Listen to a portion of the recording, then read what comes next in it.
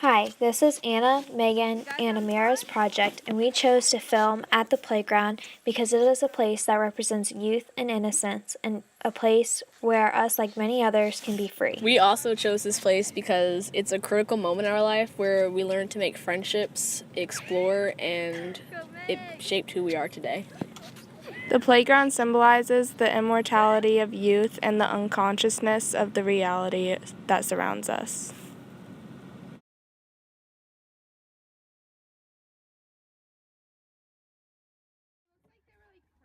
Coming back to this place, I've realized that you never really grow up, and the friendships that you made a very long time ago are the friendships that you'll hold a lifetime, and the lessons that you've learned are ones that you'll carry with you for a very long time. I've also learned that when going back, you stop and think about just how serious the world is. And when going back, I realized how content I was without having to be so serious. Going back, I realized that the youthfulness is still there and that it never leaves. This place has taught me that there should be a moment where we all kind of stop and enjoy the things around us and the people around us and realize how good of life that we have and just really take in the world around us and not have to think about all of life's responsibilities. A fresh blanket of powdered snow covers the tracks of the printed feet that were left behind from the previous snowfall. The once vivid bright colors have now diminished into dull colors. I noticed the worn-out slides and monkey bars from the children who were able to be free. Looking back, I realized that the child version of me was unaware of what was going on around them. Now, I am aware of my self-consciousness and am able to notice all the life that is going on around me. I can hear the birds, not too far away, fighting each other in song for every last bit of food they can find.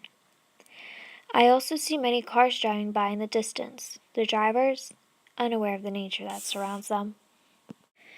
Being at the playground is like being on an adventure that is all your own. You create and interpret what you see. What you see varies depending on how you view the world. When I was little, I viewed the world as a place with little cares and a lot of free time. I couldn't wait to grow up. As I've grown older, I realized that my childhood presumptions were all wrong. Growing up holds many responsibilities and hardships that I was unaware of. Going back to the playground reminds me of my carefree self. My childhood, vivid imagination varied depending on what I wanted to be. I could pretend I was a monkey as I swung from the monkey bars, or I could pretend I was a bird as I put my legs back and forth on the swing.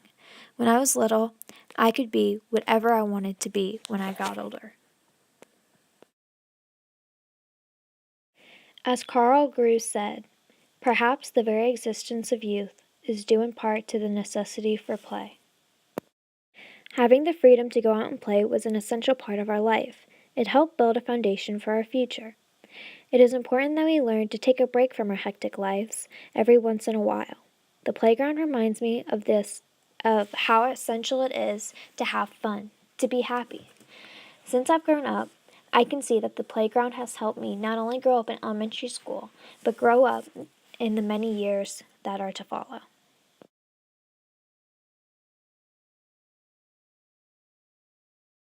When I finally ventured back, it was as though everything came alive.